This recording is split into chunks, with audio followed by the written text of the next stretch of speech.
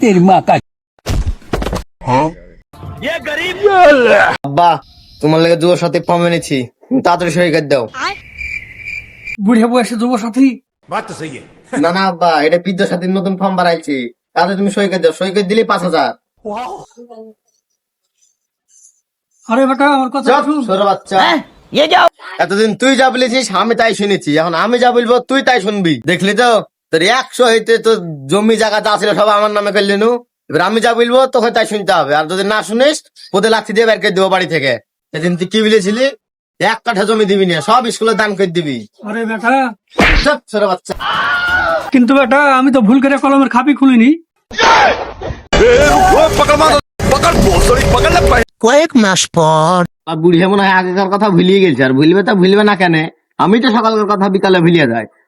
আর আরেকবার এই কলমের খাপের লেগে সহিটা হয়নি, এই কলমের খাপকে যাই শালা বুড়িয়া সহিটা করলে হয়। সহিটা হইলে আজই শালাকে বের করে দেবো বাড়ি থেকে।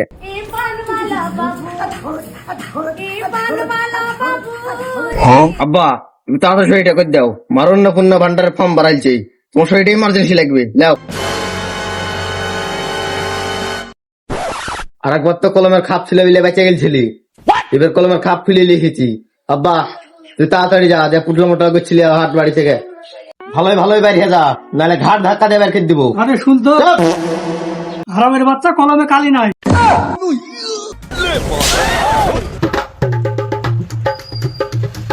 এবার কলমে কালিও আছে, এবার শেষ চেষ্টা করে দেখি, পেলে পাবো না পেলে বাড়ি ছেড়ে চলে যাবো। ও নিজের ছেলে হে আমার জমির পেছনে করে পড়ে আছে এখানে, ও নিশ্চয়ই আবার আসবে। ওর লেগে তো ব্যবস্থাটা করে রাখলাম,